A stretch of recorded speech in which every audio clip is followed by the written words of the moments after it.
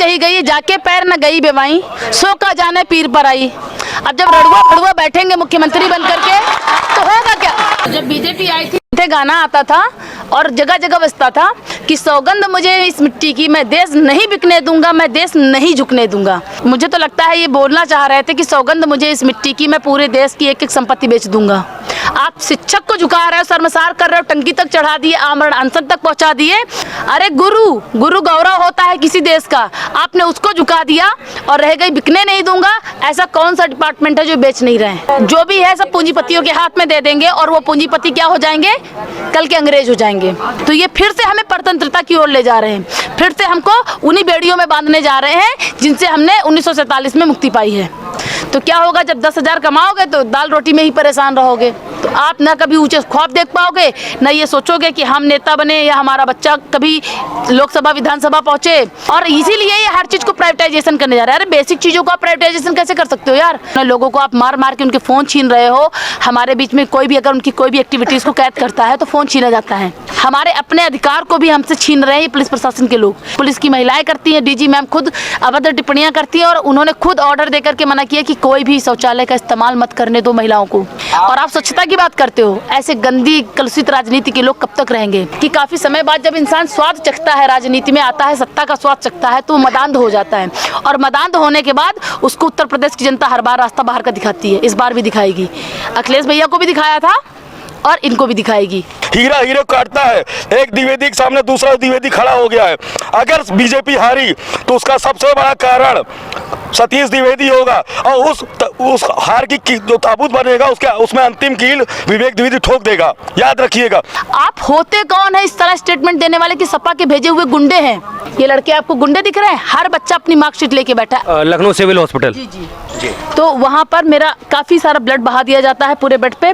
मेरी महिला साथी जो साथ में थी वो बिगड़ती भी है उनसे, तो वो और भी बदतमीजी से पेश आती है और मेरे हाथ में सुइयां तक चुभाती हैं।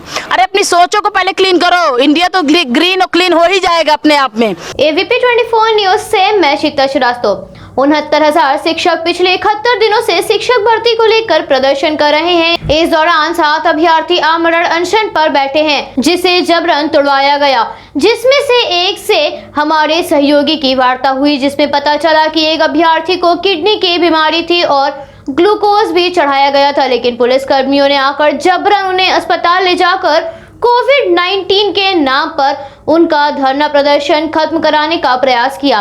पुलिस द्वारा रात में अभ्यर्थियों पर लाठीचार्ज करने की तैयारियों से तैनाती की जाती है ताकि शिक्षकों पर दबाव बनाकर उन्हें धरना प्रदर्शन समाप्त करने के लिए मजबूर किया जा सके और सच्चाई की आवाज को दबाया जा सके। बता दें, इतना ही नहीं, जमीन से 60 फीट या 70 फीट की ऊंचाई पर लगभग 18 दिनों से एक महिला धरना दे रही है, जिनसे हमारे सहयोगी ने वार्ता की, जिसमें महिला ने बताया उनके 5 से 7 साथी ऊपर बैठे रहते हैं और वो लगभग 18 दिनों से इतनी ऊंचाई पर धरना दे रहे हैं। महिला ने आगे कहा, हम इतने मजबूर हो गए हैं कि हम अपनी जान जोखिम में डालकर प्रदर्शन कर रहे हैं। हमारे सहयोगी सैयद शादाब की रिपोर्ट। हाँ, तो जब बीजेपी आई थी गाना आता था और जगह जगह बजता था कि सौगंध मुझे इस मिट्टी की, मैं देश नहीं बिकने दूंगा, मैं देश नहीं झुकने दूंगा। आप शिक्षक को झुका रहे हो, शर्मसार कर रहे हो, टंकी तक चढ़ा दिए, आमरण अनशन तक पहुंचा दिए। और इससे ज्यादा देश क्या झुकेगा? अरे गुरु गौरव होता है किसी देश का, आपने उसको झुका दिया और रह गई बिकने नहीं दूंगा। ऐसा कौन सा डिपार्टमेंट है जो बेच नहीं रहे? आप देखिए हर डिपार्टमेंट तो ये जो है सरकारी डिपार्टमेंट खत्म कर चुके हैं, बाकी और सारी चीजें। और ये एक एक करके मुझे तो लगता है ये बोलना चाह रहे थे कि सौगंध मुझे इस मिट्टी की, मैं पूरे देश की एक एक संपत्ति बेच दूंगा। बिल्कुल हकीकत मैं कहना चाहती हूँ, ये यही करना चाहते हैं कि मैं एक एक संपत्ति बेच दूंगा, बस नाम रहेगा कि हम देश नहीं बेचे हैं। मतलब भारत को किसी और की अधिसंपत्ति नहीं बनाएंगे, लेकिन किसी और को भारत का मालिक बना देंगे। अपनी मतलब उनका सीधा सा ये मोटिव है कि जो है क्या बोलते हैं, अभी रेलवे प्राइवेट कर दिया है, गवर्नमेंट सेक्टर ज्यादा से ज्यादा तोड़ते जा रहे हैं, एयरपोर्ट ने ऑलरेडी वो हो चुका, बेच देंगे, कुछ छोड़ेंगे नहीं। जो भी है सब पूंजीपतियों के हाथ में दे देंगे और वो पूंजीपति क्या हो जाएंगे? कल के अंग्रेज हो जाएंगे। जैसे अंग्रेजों ने शासन किया था तो क्या हुआ था? ईस्ट इंडिया कंपनी भारत आई थी ना, ऐसे ही कई और देशों की भी कंपनियां भारत आई थी और वो यहाँ व्यापार करने आई थी, और व्यापार के बाद उन्होंने क्या किया, हमें गुलाम बनाया, हमारे ऊपर शासन किया। और काफ़ी लंबे समय तक जद्दोजहद के बाद जब देश के युवा, क्रांतिकारी और बहुत सारे लोग, गरम दल, नरम दल, सबने प्रयास किया, बड़ी मुश्किलों से इतने लोगों ने अपनी जानें गंवाई, तब देश आज़ाद हुआ था। तो ये फिर से हमें परतंत्रता की ओर ले जा रहे हैं, फिर से हमको उन्हीं बेड़ियों में बांधने जा रहे हैं जिनसे हमने 1947 में मुक्ति पाई है। फिर से हम लोग उसी सारी चीज़ों में ये सारा का सारा हिसाब किताब फिर से आएंगे, फिर से हम पे शासन करेंगे, हम प्राइवेट विद्यालयों में पढ़ाएंगे, प्राइवेट सेक्टर में काम करेंगे, 10-15 हज़ार कमाएंगे। और अलाउद्दीन कहता था ना कि धन विद्रोह का सबसे बड़ा कारण होता है, धन विद्रोह का सबसे बड़ा कारण होता है, तो इनके पास धन न रहने दो। इन्होंने भी यही पढ़ा, थोड़ा बहुत तो पढ़ा ही होगा, नहीं पढ़ा होगा तो कुछ पढ़ाने वाले, बताने वाले रहे होंगे कि सर अब ये कर लीजिए। तो फिर इन्होंने देखा कि हाँ अब धन विद्रोह का कारण बन सकता है, इसलिए सबसे पहले तो हम इनको धनहीन कर दें। तो क्या होगा, जब 10,000 कमाओगे तो दाल रोटी में ही परेशान रहोगे, तो आप ना कभी ऊंचे ख्वाब देख पाओगे, ना ये सोचोगे कि हम नेता बने या हमारा बच्चा कभी लोकसभा विधानसभा पहुँचे, ना हमारे घर का कोई व्यक्ति जज बने। बस जिंदगी में खाते कमाते हुए काट लो, नहीं होता मतलब वही जितनी चादर उतना पैर फैलाओ, उससे आगे सोचने की कोशिश ना करो। सोचने का मौका ही ना दो, उनका मतलब है मौका ही नहीं देना है, उतना ही बड़ी मुश्किल से देंगे। बस जितने में इतना दो जितने में बागी ना बन पाए और पेट भरता रहे, बस यही अलाउद्दीन का नियम था, वही इनका नियम है। और इसीलिए ये हर चीज को प्राइवेटाइजेशन करने जा रहे हैं। अरे बेसिक चीजों का प्राइवेटाइजेशन कैसे कर सकते हो यार? एजुकेशन सिस्टम सबसे बड़ी रीढ़ है पूरे देश की, और देश की नहीं, हर संसार में हर व्यक्ति की रीढ़ है। अरे मैम, अभी आप देख लिए हाई स्कूल और इंटर का जो रिजल्ट आया है, बिना पढ़े, जिसको नाम लिखना नहीं आता है वो पास हो गया। बिना पढ़े बिना पेपर दिए लोगों के 82%, 85%, 90% मिल रहे हैं। इंटरनल मार्क्स 180 मिल ही रहे विद्यालय की तरफ से। आपके मूल्यांकन पद्धति भी बदल चुकी है। अब आप उनसे तुलना कर रहे हो जो 15% में पास हुए बच्चे हैं। जब रिजल्ट 100 में 15 पास होते थे, उनसे आप तुलना करने जा रहे हो 100 में 100% पास होने वालों का। 100% जो पास किए जा रहे बिना पढ़े, जिनको हिंदी लिखना नहीं आता, जिन्हें ये नहीं मालूम कि लकार का मतलब क्या होता है संस्कृत में या इंग्लिश में टेंस का मतलब क्या होता है, वो 90-97% के साथ बाकायदे बगैर मतलब कुछ पढ़े बगैर पेपर दिए पास हो रहे हैं 90-97% नंबर ला करके। और आप तुलना कर रहे हो जो 15% के रिजल्ट में पास होते थे, जिनका रिजल्ट में रोल नंबर ढूंढने के लिए उनसे तुलना कर रहे हो। उनकी अरे सबसे सच्ची श्रद्धांजलि अगर कल्याण सिंह के लिए होगी कोई, क्योंकि उनके समय के हम लोग हैं और उन्होंने नकेल कसी थी नकलचियों पर। उनसे ज़्यादा स्ट्रिक्टली परीक्षाएं किसी ने नहीं कराई। एजुकेशन सिस्टम को आधार अगर उनकी मजबूत करने वाला कोई है तो कल्याण सिंह जी है। और इस समय अभी अभी वो दिवंगत हुए हैं, उनके लिए सबसे सच्ची श्रद्धांजलि होगी कि इन योग्य अभ्यर्थियों के साथ अन्याय न किया जाए, इनको न्याय दिया जाए, क्योंकि इन्होंने अपने मानक से कहीं ज़्यादा जा करके नंबर ला करके अपनी योग्यता साबित की है और प्रतिभाशाली की कैटेगरी में अपने आप को सम्मिलित कराया है। इसके बाद भी अगर वो बेरोजगार रह जाएंगे तो इससे बड़ा अभिशाप किसी और सरकार के लिए कुछ होगा नहीं, और खासतौर से बीजेपी के लिए नहीं होगा, क्योंकि बीजेपी में कल्याण सिंह जी ने जो एजुकेशन के लिए काम किया था उसका सरासर उपहास हो जाएगा।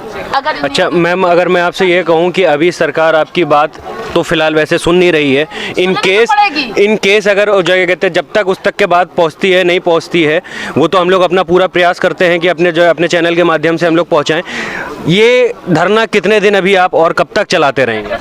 सर, जब तक हमारे बॉडी में थोड़ी सी भी जान है तब तक ये काम होता रहेगा, क्योंकि ये ऐसी अलख है और ये ऐसा अधिकार है योग्य अभ्यर्थियों का। ये शिक्षक हैं और ये देश के राष्ट्र निर्माता हैं। अगर हमने इस बार हथियार डाल दिया ना तो ये सरकारें, एक ये सरकार नहीं, जो भी सरकारें आएंगी ऐसे ही हमारी मुहिम को दबाती जाएंगी और अपनी जो एक नियम बना लिया है ना मनमानियों का, वो मनमानियाँ करती जाएंगी। ये प्रशासनिक अधिकारी भी मनमानियाँ करते जाएंगे। मैं डीजी मैम के इस्तीफे की मांग बराबर करूंगी, क्योंकि डीजी मैम की वजह से हम लोगों को बाथरूम तक बंद करवाया गया है। स्पष्ट आर्डर था डीजी मैम का कि जाने मत दीजिए, और मुझको बाहर नहाना पड़ा था। और वो सारी चीज़ें अभी भी चल रही हैं, अभी तक भी चल रही हैं, एज इट इज़ वैसे ही चल रही हैं। अभी भी किसी भी बिल्डिंग में हमको जाना अलाउड नहीं है। हम लोग रात में बाथरूम जाते हैं 2 किलोमीटर रिस्क पे अपने जाते हैं। वहाँ पता नहीं किस तरीके के लड़के हैं, किस तरह का वहाँ माहौल है, जंगल जैसा है। वहाँ जा करके हम लोग खुले में बाथरूम जाते हैं। और आप कहते हो कि खुले में शौच ना करें, खुले में बाथरूम न जाएं। जहाँ सोच वहाँ शौचालय। और शौचालय होते हुए भी आप शौचालय का इस्तेमाल महिलाओं तक को नहीं करने दे रहे, पुरुषों को तो क्या ही करोगे। ना इनके पास सोच है ना इनके पास शौचालय है, मैं तो यही मानती हूँ। ये सिर्फ गटर है, गटर ही रहेंगे। इनकी जुबान भी गटर है, इनकी सोच भी गटर है, इनके पास स्वच्छता है ही नहीं। ये खुद ही कलुषित है और दूसरों को भी कलुषित कर रहे हैं, समाज को भी कलुषित कर रहे हैं, जाति धर्म के नाम पर लोगों को बरगला रहे हैं। और ये बरगलाने वाली जनता है नहीं उत्तर प्रदेश की। ये उत्तर प्रदेश का युवा बहुत स्मार्ट हो चुका है, हर व्यक्ति के हाथ में स्मार्टफोन है। लोगों को आप मार मार के उनके फ़ोन छीन रहे हो। हमारे बीच में कोई भी अगर उनकी कोई भी एक्टिविटीज़ को कैद करता है तो फ़ोन छीना जाता है। ये चीज़ें सरासर हमारे ऊपर, हमारे अपने अधिकार को भी हमसे छीन रहे हैं ये पुलिस प्रशासन के लोग, क्योंकि ये हम पर अत्याचार करते हैं, गंदी गंदी गालियाँ, अभद्र टिप्पणियाँ करते हैं। महिलाएं, पुलिस की महिलाएं करती हैं, डीजी मैम खुद अभद्र टिप्पणियाँ करती हैं और उन्होंने खुद ऑर्डर देकर के मना किया कि कोई भी शौचालय का इस्तेमाल मत करने दो महिलाओं को। इससे घटिया स्तर और क्या होगा एक महिला का? अधिकारी तो आप बाद में, पहले आप एक महिला है और इंसान है, आप ये भी भूल गई। आपका ज़मीर आपको कैसे ऐसे गलत शब्द बोलने के लिए? कूड़े वाले से बोल दिया गया था कि कूड़ा नहीं लेंगे। कूड़े वाले ने कहा भैया खाली है लेकिन हम कूड़ा आपका नहीं डलवा सकते हैं, और आप स्वच्छता की बात करते हो। ऐसे गंदी कलुषित राजनीति के लोग कब तक रहेंगे?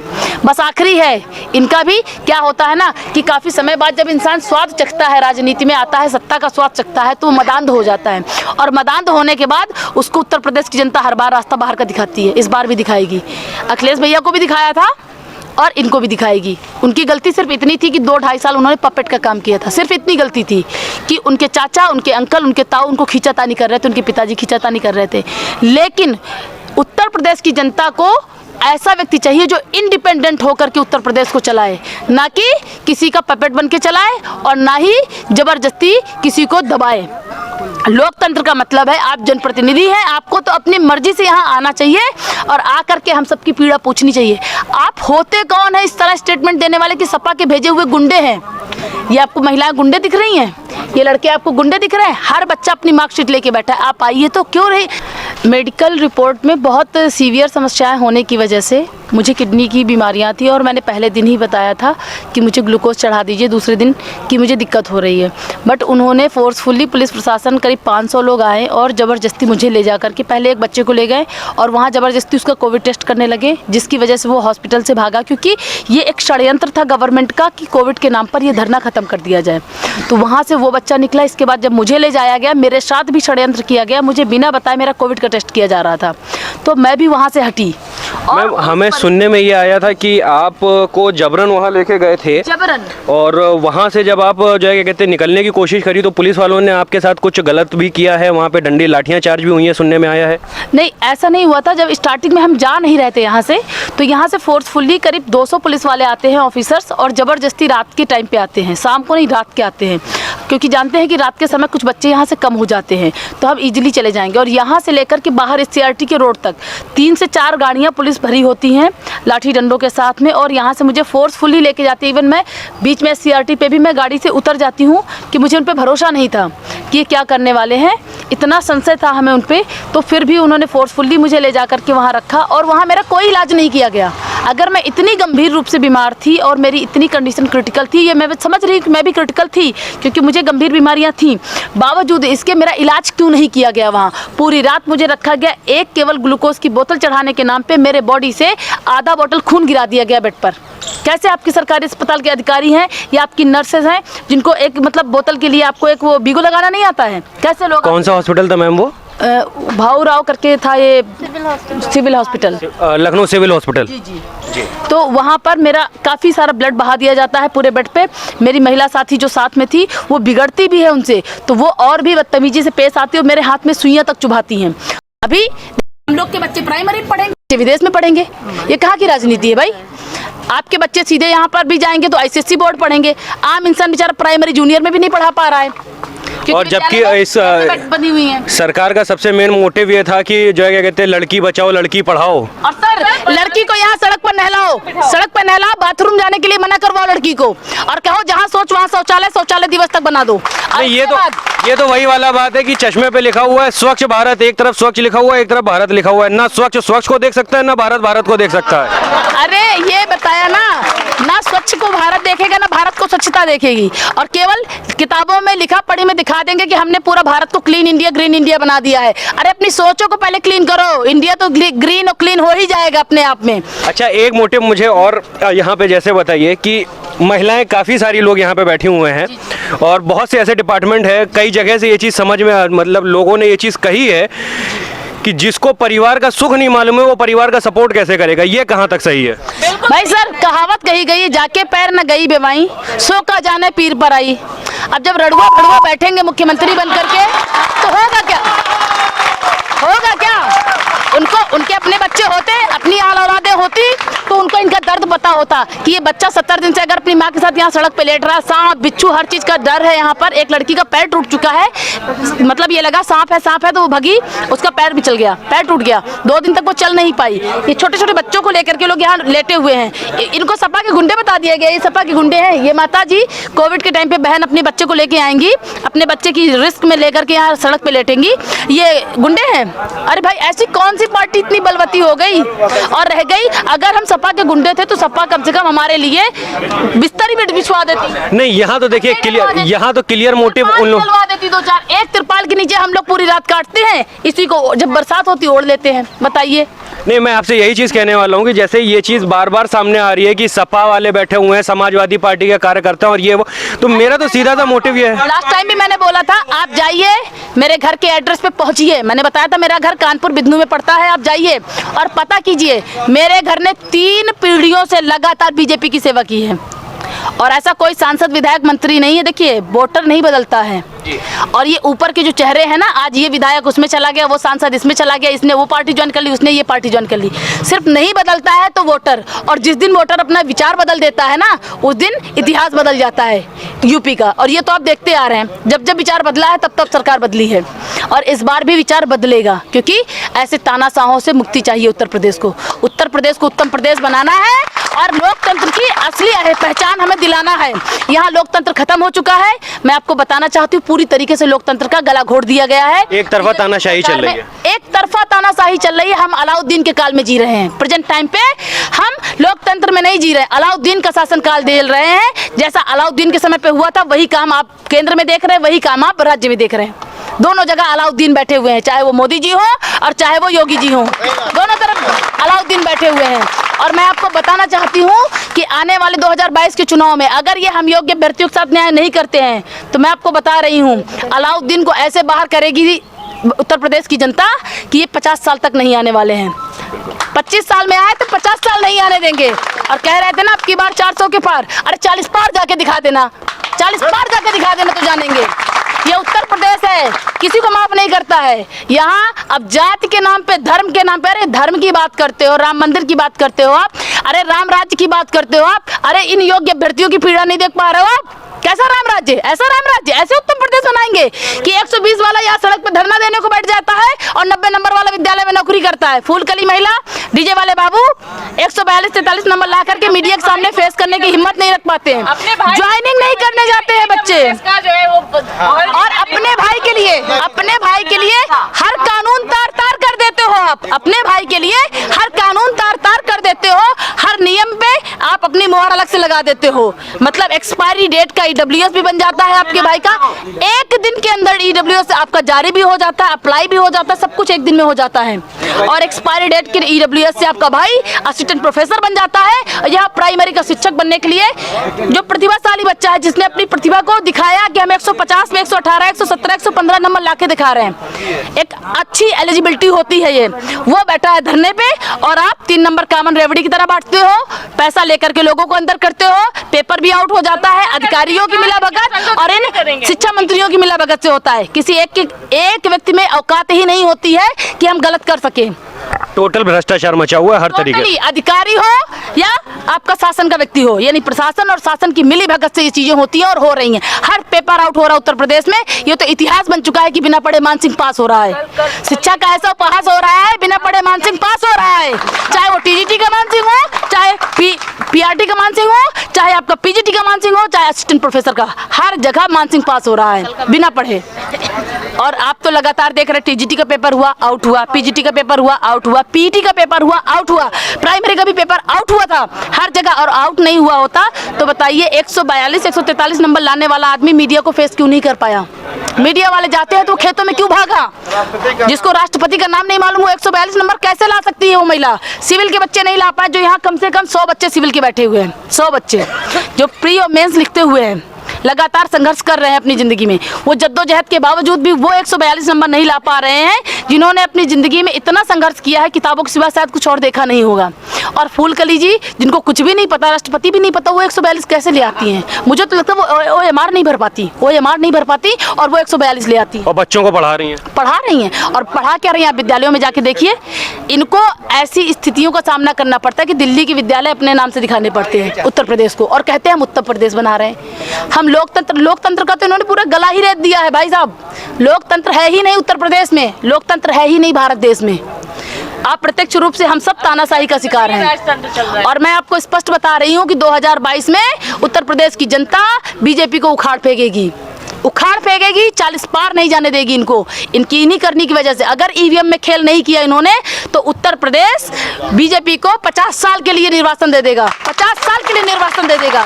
ये मेरा वादा है और आप देखिएगा आने वाले चुनाव में, और मैं आपको दिखाऊंगी। अभी तक मेरा परिवार बीजेपी को सपोर्ट करता चला आ रहा है। बीजेपी के लिए 307 का मुकदमा झेला है मेरे परिवार ने, और जिसके लिए झेला आज वो बीजेपी में बैठा है। मैंने क्या कहा, वोटर नहीं बदलता है, नेता बदलते, नेताओं के चेहरे बदलते। कल बीएसपी में बैठे थे अनिल शुक्लवारसी, आज बीजेपी में बैठे हुए हैं, और उन्हीं की बदौलत हमारे यहाँ 307 का मुकदमा झेला जा रहा है। एक छोटा सा विवाद था नाली का, और 307 में तब्दील कराया, क्योंकि बीएसपी की सरकार थी और हमने बीएसपी को विरोध किया, सपोर्ट नहीं किया, क्योंकि हम बीजेपीएन थे। सिर्फ इतनी सी बात। तो वोटर नहीं बदलता है, बदलता कौन है? नेता का चेहरा। इस पार्टी से उस पार्टी, जिसका पलवा भारी दूसरा नेता वहां पहुंच जाता है। और रह गई बात, इस बार इनका पलवा खाली है, भारी नहीं है, खाली है। 2022 में खाली है और पूरी तरह खाली है। योगी जी, आप समझ लीजिए कि शिक्षा मंत्री जी ने आपकी मट्टी पलीत कर दी है, क्योंकि शिक्षा जैसा संवेदनशील विषय, आप कहते हो आप शिक्षक का सम्मान करते हो, ऐसा सम्मान करते हो आप शिक्षक का। मैम, सबसे पहले आप अपना आपसे मैं क्या प्रॉब्लम को मिली मैम यहाँ? सर यहाँ पर जो है पहले तो 1-2 दिन तो यहाँ पे ये देखिए, ये बिल्डिंग है और वो बिल्डिंग है पीछे, यहाँ पे बाथरूम बने हुए हैं। पहले दिन तो हम लोगों को जाने को मिला और पानी लेने को, लेकिन दूसरे दिन से प्रशासन ने यहाँ आकर के, पुलिस प्रशासन ने बोला कि अब यहाँ पानी, डीजी मैम ने, कि आप यहाँ पानी भी नहीं ले सकते हो और यहाँ वॉशरूम भी नहीं। ये बताइए, हम लोग जो महिलाएं हैं और कहते हैं कि स्वच्छ भारत अभियान चला रहे हैं, स्वच्छ भारत अभियान कैसे चलेगा? हमको जो है यहाँ पे नहीं जाने दिया था। हम महिलाएं यहाँ से 2-3 किलोमीटर जहाँ भी सामुदायिक केंद्र है वहाँ पर जाते हैं, और या फिर बहुत सी जो है महिलाएं जो यहाँ पे रह रही हैं कंटिन्यू अपने घर नहीं जा सकती हैं, क्योंकि 75 ज़िले से भी लोग आए हैं, और आपको पता है कितना दूर तक यूपी फैला हुआ है। तो फिर जो है वो यहाँ पे नहाती हैं, 4-6 महिलाएं चादर लेकर के खड़ी होती हैं और फिर वो महिलाएं नहाती हैं। जैसे कि इतना बुरा हाल यहाँ पे कर रखा है, पिछले 70 दिनों से आप लोग यहाँ पे बैठे हुए हैं, अभी तक के सरकार ने कोई सुनवाई या कुछ और ऐसा कुछ आश्वासन दिया हो कि हम करेंगे या कंप्लीट करेंगे या भर्ती देंगे, ऐसा कुछ? सर, कोई आश्वासन नहीं है। यहाँ तक कि यहाँ कोई ये मतलब कोई भी मंत्री या विधायक ये तक पूछने नहीं आया कि आप आखिर यहाँ क्यों बैठे हो, क्या परेशानी है, ये तो बताइए। भाई, आपके घर अगर कोई जाता है, अगर बाहर बैठा है, तब भी आप संवेदनावश तो जा करके उससे पूछ लेते हो कि भैया आपको क्या समस्या है, क्यों यहाँ बैठे हो। लेकिन हम यहाँ इतने लोग बच्चे यहाँ बैठे हैं, हम भी किसी माँ बाप के बच्चे हैं, किसी के भाई बहन हैं, लेकिन ये सरकार इतनी असंवेदनशील है कि कोई भी ये पूछने नहीं है कि आप यहाँ क्यों बैठे हो। हम बीजेपी कार्यालय भी जाते हैं अपनी बात कहने, वहाँ से पुलिस के द्वारा हमें उठा करके इको गार्डन भेज दिया जाता है। कोई भी मंत्री वहाँ से ये निकल करके नहीं पूछने आता है कि क्या समस्या है, आप बताइए, हम ऊपर तक पहुँचाएंगे, आप सही हो कि गलत हो। कल भी शिक्षा मंत्री जी आए SCERT तक, और हम यहाँ से ज़्यादा फासला नहीं है, ये आप भी देख रहे हो, और हम यहाँ से जा कर के उनसे, वो हमसे तो मिलने नहीं आए थे, वो अपने काम से आए थे। हम यहाँ से वहाँ जाने की कोशिश कर रहे थे कि हम मंत्री जी से मिलें और अपनी बात कहें, हो सकता है वो समझ जाए, लेकिन पुलिस वालों ने हमें रोक लिया। किसी तरीके से कुछ 2 बहनों को बुलाया गया और उनसे ऐसी बातें कह रहे हैं संविधान में नहीं लिखा है। ये संविधान की बात है कि विधि की बात है? ठीक है, संविधान में तो ये चीज़ नहीं। संविधान में मतलब क्या कि ये भर्ती नहीं मिलेगी या ये भर्ती नहीं देंगे? आप बताइए कि कोई भी नियुक्ति होती है तो संविधान में ऐसे लिखी होती है जैसे मंत्री जी कह रहे हैं। और मंत्री जी से मैं सिर्फ 3-4 क्वेश्चन यही पूछना चाहती हूँ कि अपने भाई का आपने EWS के द्वारा मतलब सर्टिफिकेट बनवाया, और वो भी मतलब एक्सपायर हो चुका था, और उसके बाद भी आपने नियुक्ति करा दी। कुल सचिव का मतलब समय बढ़ा दिया, वो मतलब रिटायर हो रहे थे, उनका समय बढ़ा दिया गया सिर्फ अपने भाई को नियुक्ति देने के लिए। 3 नंबर कॉमन क्यों दिए गए इस भर्ती में? हम यही पूछते हैं, जिस पर हमें कोई आपत्ति नहीं थी। वो बच्चा क्लास 5th से पढ़ते हुए आता है, सिर्फ इन्होंने अपने लोगों को अंदर करने के लिए 3 नंबर कॉमन दे दिए। यहाँ जितने बच्चे हैं सब यही पूछ रहे हैं कि 3 नंबर, मंत्री जी आए हमारे सामने ये बताएं कि 3 नंबर क्यों दिए गए, जिस पे हमें आपत्ति है। हम कोर्ट भी जाते हैं, मैं आज कोर्ट के ऊपर भी सवाल उठाना चाहती हूँ कि हम कोर्ट भी जाते हैं, हमें वहाँ से भी न्याय नहीं मिलता है। कुछ चैनल हैं जो हमारा सपोर्ट कर रहे हैं, यहाँ लगभग 70 दिन होने जा रहा है, लेकिन बड़े बड़े मीडिया चैनल ये तक नहीं दिखाने आते हैं आपका क्या दायित्व बनता है समाज के लिए। ये सब बिक चुके हैं। यहाँ पे प्रजातंत्र नहीं है, राजतंत्र चल रहा है। सिर्फ 2 लोगों की सुनी जाती है, या तो मुख्यमंत्री की सुनी जाती है और या फिर उनके मंत्रियों की सुनी जाती है। ठीक है, कहते हैं बेटी बचाओ बेटी पढ़ाओ। बेटी जो है बची पढ़ी और उसके बाद देखिए कहाँ पर पहुँच गई, कितनी ऊपर पहुँचा दिया। योग्यता को इन्होंने इस गवर्नमेंट में देखिए आज जो है वो 120 फीट ऊंचाई पर बैठी हुई है। क्या उसको दर्द नहीं होता है? आप ये देखिए कि क्या उनकी भाई बहन नहीं है? आप कहते हो आप हमारी बहनें हो, बेटियां हो, माताएं हो, क्या हिंदुस्तान में यही सम्मान है? नहीं, वो तो एक चीज़ क्लियर हो गई कि जैसे कि अभी मैंने मैम से भी क्वेश्चन पूछा था कि जिसके घर में खुद माँ बेटियाँ ना हो वो दूसरों की माँ बेटियों की क्या अहमियत समझेगा, तो वो तो एक चीज़ क्लियर हो गई है। दूसरी चीज़ मैं तो सीधी सी बात ये कहना चाहता हूँ कि मैं कहती हूँ कि इनकी पत्नियाँ नहीं हैं, बच्चे नहीं हैं, लेकिन बहनें तो होंगी, माँ कोई तो होगा जिसने इनको जन्म दिया होगा कि अपने आप ही प्रकट हो गए। इतने बड़े ये मतलब देवता तो है नहीं, कहीं ना कहीं से तो प्रकट हुए, मतलब हुए ही होंगे, कोई तो माँ होगी। अरे ये तो सोचो, ये भी तो माएँ हैं, इतना छोटा बच्चा लेकर के आ रही हैं इस कोरोना के पीरियड में, क्या उनको डर नहीं लगता है? लेकिन इनका परिवार कैसे चलेगा? मंत्री जी कहते हैं मेरी बेटी मानसिक प्रताड़ना सह रही है, उनकी बच्ची मानसिक प्रताड़ना सह रही है। यहाँ जो बच्चे बैठे हुए हैं उन बच्चों का हमारे बच्चे मानसिक प्रताड़ना नहीं सह रहे हैं, ये तो बच्चा इनकी मजबूरी है लेकर के आई है। हम दूसरे के पास छोड़ करके आते हैं, क्या हमें कष्ट नहीं होता है? हमारे भी तो बच्चे हैं। आप यहाँ देखेंगे 90% लेडीज मैरिड हैं, उन्होंने कैसे तैयारी की होगी आप ये खुद सोचिए।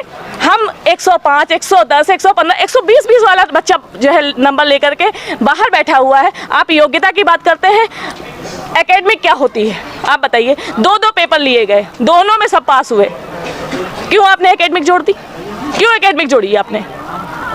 आपको ये तो देखना चाहिए कि योग्य थे तभी तो पास होकर के आए, नहीं क्यों इतने बच्चों में कि 20 लाख बच्चे फॉर्म भरते हैं और उसमें से जो है 1 लाख 1.5 लाख बच्चे पास हो रहे हैं, तो आपको एकेडमिक तो हटा ही देनी चाहिए।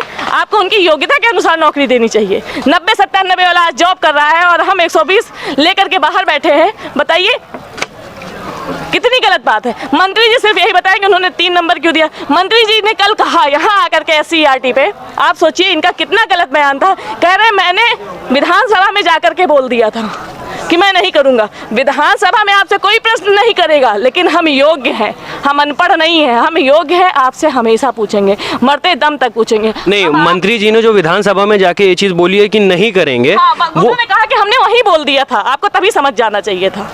मतलब ये जो 22,000 भर्ती जो है जो अभी खाली पड़ी हुई है वो उन्होंने क्लियर मना कर दिया कि नहीं? उन्होंने कहा कि जो है विधानसभा में, उन्होंने कल ये चीज अपना खुद ही बयान दिया है यहीं पर SCERT पर कि मैंने विधानसभा पर सभा में ही आपसे स्ट्रिक्टली बोल दिया था कि मैं नहीं करूंगा। ये गलत है, असंवैधानिक है। किस बात का उसमें लिखा हुआ है, जो मतलब नियुक्त जियो था उसमें था कि जो है किसी भी विसंगति मतलब विशेष परिस्थिति में सीटें घटाई या बढ़ाई जा सकती हैं, और ये जो सीटें हम मांग कर रहे हैं ये असंवैधानिक नहीं है, क्योंकि ये सुप्रीम कोर्ट का ऑर्डर है कि 1,37,000 पद 2 क्रमागत भर्तियों में भरे जाएं। 2 क्रमागत का मतलब क्या होता है? दूसरी बात, इन्होंने 72,825 की 6100 सीटें 68,500 में जोड़ी थी। देखिए एक भर्ती आती है, उसकी बची हुई सीटें दूसरी भर्ती में जुड़ती हैं, ठीक है। ये मंत्री जी भी बोलते हैं, ये सभी बता रहे हैं, ठीक है। जोड़ते हैं तो 72,825 के बाद 68,500 आई थी, तो उसमें उनकी सीटें जोड़ दी गई, चलिए हम मानते हैं। उसके बाद तो 69,000 भर्ती ही आई है ना, तो 68,500 की बची जो है सीटें किस में जुड़नी चाहिए? 69,000 में जुड़नी चाहिए ना कि नई शिक्षक भर्ती में। और जब आपके पास योग्य हैं, आप परीक्षा भी नहीं करा पा रहे हो, फिर वही करोगे, वही कट ऑफ करोगे। बस ये है कि इनको पैसा कमाना है, इनको फिर धांधली करनी है, ठीक है, और पैसा कमाना है, वो नहीं हो पाएगा अगर ये हमें 22,000 सीटें दे देंगे। अरे आप किसने, अगर आपके बस तो आप इस्तीफा दे दीजिए, कोई और आएगा हम उससे बात कर लेंगे। नहीं, ये जो अभी आपने बोला कि तनख्वाह देनी पड़ेगी, तो तनख्वाह तो वैसे भी उनको देनी पड़ेगी भाई। गवर्नमेंट एम्प्लॉय अगर होगा तो फरवरी को मंत्री जी का बर्थडे पड़ता है, उस दिन भी वो यहीं आए थे डाइट में, और उस दिन ये बात उन्होंने कही थी कि अगर हम जो है किसी को नियुक्ति वो देते हैं, जॉब देते हैं, तो हमें तनख्वाह देनी पड़ती है। मतलब इनके पास तनख्वाह देने का पैसा भी नहीं है, सैलरी देने का। तो बेच तो रहे हैं सर, आप ये तो देख ही रहे हैं, ये छोटे लेवल पे बेच रहे हैं और मोदी जी बहुत बड़े लेवल पे बेच रहे हैं। यहाँ पे कुछ लोग इस टंकी के ऊपर चढ़ के बैठे हुए हैं, जो धरना दे रहे हो पिछले 70 दिनों से लगातार ऊपर बैठे हुए हैं। अब सीधा हम उनके पास लेके चलते हैं और उनसे बात करते हैं कि वो कब तक वहाँ बैठे रहेंगे और वो क्या क्या मांगे कर रहे हैं। आइए सीधा चलते हैं ऊपर टंकी पे आ चुके हैं और यहाँ पे करीबन 4 से 5 लोग बैठे हुए हैं, कुछ लोग और नीचे भी बैठे हुए हैं। तो भैया सबसे पहले मैं ये जानना चाहूँगा, जब से धरना स्टार्ट हुआ है तब से यहीं पे हैं? हम 21 जून से अनवरत इस धरने पे बैठे हुए हैं और टंकी पे आज हमें 18वां दिन है और हमें 70वां दिन हो चुका है अनवरत बैठे हुए धरने पर, लेकिन हमारा किसी भी अधिकारी मंत्रीगण कोई भी सुन नहीं रहे। और माननीय कल बेसिक शिक्षा मंत्री जी बड़े खुले ही और शांतिपूर्ण ढंग से कह रहे हैं कि ये सीटें नहीं ऐड होंगी। और कल बताए क्या कह रहे थे कि हमारी 5 साल की बच्ची की वो साइको ख़राब हो जाएगी और उसका मानसिक संतुलन बिगड़ जाएगा। उन्हें आप अपनी 5 साल की बच्ची का इतना ख्याल है कि उनका मानसिक संतुलन बिगड़ जाएगा, लेकिन हम 70 दिन से यहाँ पड़े हुए हमारे भाई और बहन, हम 18-19 दिन इस टंकी पर है जो जर्जर हो रही है, टूटने की कगार पर है, पर लेकिन उनको इतना खबर नहीं है ये भी किसी के बच्चे हैं, किसी के भाई है, किसी के बहन है और किसी के पति भी हैं। लेकिन उन्हें दुनिया से क्या मतलब, कहते हैं बड़े शब्दों में कि करोड़ों बेरोजगार घूम रहे हैं। जब करोड़ों बेरोजगार घूम रहे हैं, माननीय शिक्षा मंत्री जी इतना ध्यान रखना, एक छोटी सी चिंगारी भी ज्वालामुखी बनने में देर नहीं लगती है। उत्तर प्रदेश से आपका सुपड़ा साफ होने में जरा सी भी देर नहीं लगेगी। 2022 में आप निस्ते नाबूद हो जाओगे। जिस तरह से आज हम धरना दे रहे हैं, 2022 में आप लोगों को अगर धरना देने पे मजबूर नहीं कर दिया तो हमारा भी नाम बदल देना। ये 22,000, ये 69,000 आपकी ज़िंदगी के लिए वो नासूर बन जाएगी। ना तो आप तड़प पाओगे, ना मर पाओगे, ना जी पाओगे। शिक्षा मंत्री जी अब भी समय है कि सुधर जाओ और सुधरने का सही मौका है।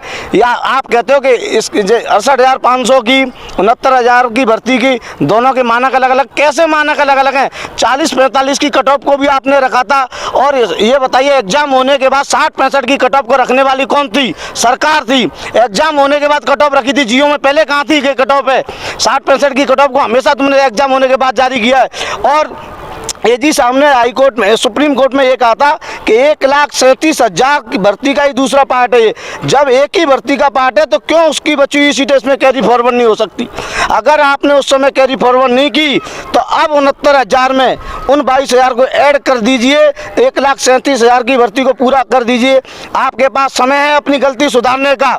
और आप स्पष्ट जियो में लिखा होता है कि आपातकालीन स्थिति होने पर सीटों को घटा भी सकते हैं और बढ़ा भी सकते हैं। माननीय योगी आदित्यनाथ खुले मंच पे कहते हैं कि 1,37,000 पदों को हम पूरा करेंगे 2 क्रमागत भर्तियों में।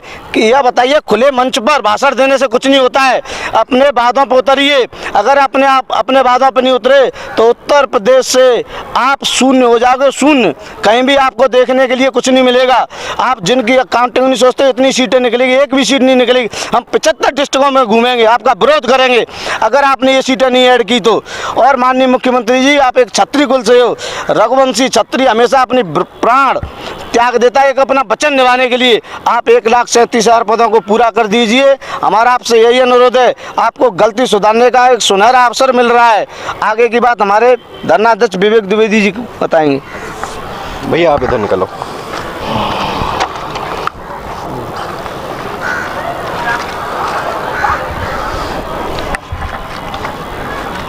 बस इधर ही रुक जाइए। पकड़ना हमें? नहीं इधर हम पकड़े रहेंगे। बोल क्या हुआ? ये क्या बोला? अरे यार स्टार्ट हो गया, कोई बात नहीं। वो भैया का लिएगा खाली, ठीक है? सर आप अपना नाम बताएं पहले। मेरा नाम विवेक द्विवेदी, मैं प्रयागराज से हूँ, धरने का इंचार्ज भी हूँ मैं हूँ। आप यहाँ मतलब शुरुआत से हैं? मैं 21 जून से हूँ, आज तक मैं घर नहीं गया। 72 दिन हो गया, 73वां दिन है, अभी तक मैं घर नहीं गया और तब तक नहीं जाऊँगा जब तक ये 1,37,000 की बची हुई सीटें 69,000 में नहीं जोड़ देंगी और योग्य अभ्यर्थियों के साथ न्याय नहीं हो जाएगा। जब सुप्रीम कोर्ट ने साफ शब्दों में कहा था कि 1,37,000 को 2 क्रमागत पार्ट में 6 महीने के अंदर भरना, तो इसका मतलब ये होता है पहली वैकेंसी 68,500 आई, उसमें उसमें जो सीटें बचती है आप 69,000 में जोड़ दीजिए अगली वैकेंसी में। संविधान में साफ तौर पर लिखा कि पहली वैकेंसी की बची सीटें 69,000 दूसरी वैकेंसी में जोड़ी जाती है। अगर ये सीटें 68,500 की 69,000 में नहीं जोड़ेंगे तो कहाँ जोड़ेंगे? और विशेष परिस्थिति में सीटें घटाई बढ़ाई जा सकती है, जियो में लिखा हुआ है। कल शिक्षा मंत्री का जो बयान था वो अनुचित बयान था। उन्होंने साफ शब्दों में कहा कि आप कोर्ट से ले लीजिए, करोड़ों युवा बेरोजगार घूमते रहते हैं। और जब कोर्ट में याचिका पड़ी थी अंशुल मिश्रा की, तो सुप्रीम कोर्ट ने यह कह के खारिज किया था कि सीटें घटाने बढ़ाने का काम या नौकरी देने का काम सरकार को होता है, ये कह के डिसमिस कर दिया। आप सरकार, आप नियोक्ता हैं, आप चाहें तो सीटों को बढ़ा सकते हैं, घटा सकते हैं। आप चाहें तो विशेष फरमादेश जारी करके अधिक संख्या में अभ्यर्थी पास हुए हैं उनको आप नौकरी दे सकते हैं, जैसे बिहार सरकार ने किया। लेकिन आप ये काम नहीं कर रहे हैं क्योंकि आप चाहते हैं कि आपकी बीजेपी सरकार हार जाए। मैं साफ शब्दों में बीजेपी के सांसद और विधायक को साफ शब्दों में बोलना चाहता हूं। मैं विवेक द्विवेदी धरना अध्यक्ष, 22,000 की मसाल मैंने प्रयागराज से लगाई थी। ये 75 जिले में जो मसाल जल रही है उसका कारण विवेक द्विवेदी है सिर्फ। और मान लीजिए सतीश द्विवेदी जी, आपके सामने भी विवेक द्विवेदी खड़ा है, हीरा हीरे काटता है, एक द्विवेदी के सामने दूसरा द्विवेदी खड़ा हो गया है। अगर बीजेपी हारी तो उसका सबसे बड़ा कारण सतीश द्विवेदी होगा और उस हार की जो ताबूत बनेगा उसमें अंतिम कील विवेक द्विवेदी ठोक देगा। याद रखिएगा, 75 जिले में जिस तरह मैंने 22,000 के लिए मसाल जलाई है, उसी तरह 75 जिले में मैं बीजेपी को हराने की मसाल जला दूंगा। और कोई भी सांसद विधायक मुझे फोन नहीं करेगा तुमने हरवाया मुझे, मैं खत्म कर दूंगा बीजेपी को।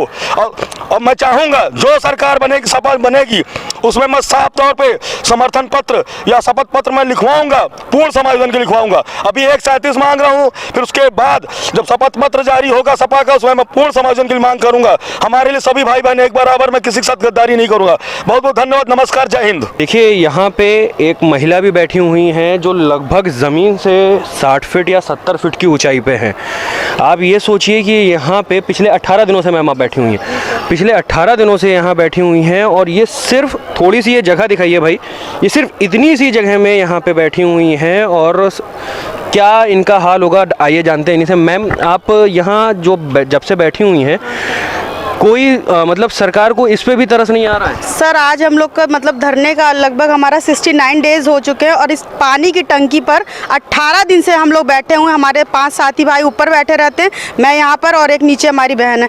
हम सोचिए कि कितना मजबूर होंगे कि हम लोगों को ये कृत्य उठाना करना पड़ा कि हम अपनी जान जोखिम में डाल कर यहाँ पर बैठे हुए हैं। मगर सरकार का कोई भी अधिकारी अब तक हम लोगों के बारे में कुछ भी हम लोग के संज्ञान लेने के लिए मजबूर नहीं है। सोचिए कल शिक्षा मंत्री जी SCRT के परिसर तक आए, मगर उनसे 10 कदम की दूरी तय नहीं की गई कि बच्चों का हाल देख ले कि वो जी रहे हैं कि मर रहे हैं। हम लोग यहाँ पर रात दिन धूप गर्मी बरसात हर चीज मौसम की मार झेल रहे हैं। हम लोग के पैर में स्वेलिंग आ गई। आप सोच सकते हैं, आप दोनों लोग मेरी कवरेज नहीं कर पा रहे, बैठते आपसे नहीं बनना। सोचिए मैं इस पर 24 घंटे किस तरीके से अपना जीवन व्यतीत कर रही हूँ, किस तरीके से मैं कितनी मजबूरी में रह रही हूँ। हम योग्य शिक्षक है, हमारी सिर्फ और सिर्फ यही सरकार से माफ है कि हमारे जो 22,000 पद है, 1,37,000 पदों में जोड़कर उसको पूरी भर्ती को पूरी प्रक्रिया पूरी की जाए।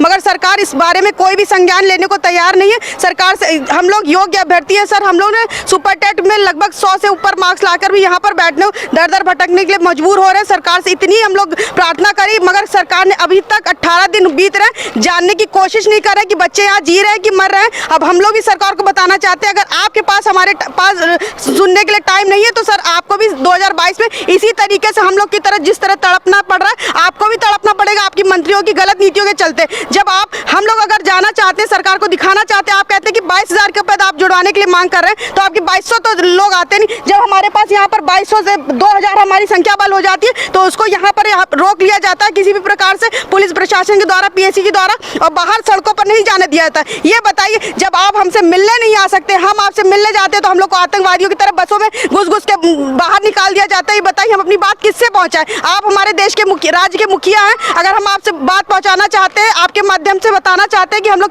कितना मजबूर हैं और यहाँ पर बैठे हुए, मगर आप नहीं सुनेंगे तो आप बताइए हम अपनी बात कहाँ से पहुँचाएं? आपके ना मंत्री सुनते हैं, ना आप लोग खुद सुनते हैं। अगर कोई भी और सरकार होती तो अब तक 18 दिन बीत चुके थे, अब तक यहाँ पर आकर हम लोग का संज्ञान लेती और हमारी मांगों, जायज़ मांगों को, संवैधानिक मांगों को पूरा करती और हमको हमारे नियुक्ति का जीओ पत्र जारी करती। बस आप ये बताइए हमारा दोष कहाँ पे हो गया? हम लोग की एज ओवर हो रही है, ना हम दूसरे परीक्षा में बैठ सकते हैं, ना अब हम लोग किसी और तरीके से कुछ भी कर सकते हैं। जब हम लोग ने आपके द्वारा दिए गए मानक कट ऑफ को भली भांति पार किया, 60-65 पे आप ही ने लगाया था, तो उसको पार करने के बावजूद हम इस भर्ती से क्यों बाहर हैं? हमें ये जानना चाहते हैं। जो फेल अभ्यर्थी थे, जिनके मार्क्स 87 और 94 नंबर थे, आपके मंत्रियों द्वारा गलत नीतियों के द्वारा उनको 3 नंबर फ्री के बांट दिए गए मिठाई की तरह, और 15,500 की भीड़ अंदर आ गई और हम लोग को बाहर भटकना पड़ रहा है। उनकी जगह आज भर्ती में हम अंदर होते और वो बाहर होते। आप बताइए, आप कहते हैं 68,500 की भर्ती अलग थी, 69,000 की भर्ती थी अलग थी। आपने भर्ती ही कौन सी निकाली है? तो समायोजन के पद थे वो जो रद्द किए गए थे सुप्रीम कोर्ट के द्वारा,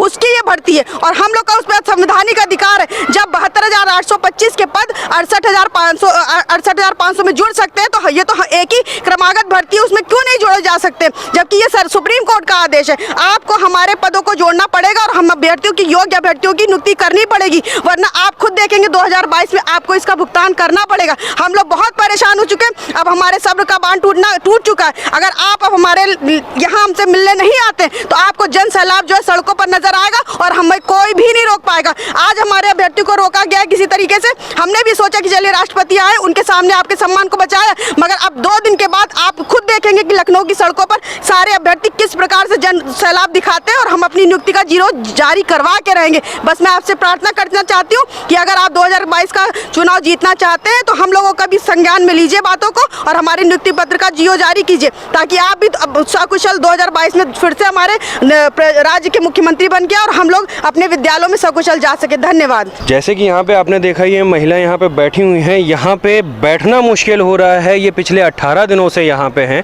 तो सरकार से सिर्फ इतनी गुजारिश है, इतनी आपसे मेरा कहने का वो है कि कम से कम इन लोगों की सुनवाई करें और जो भी आपको निर्णय करना है वो निर्णय दें।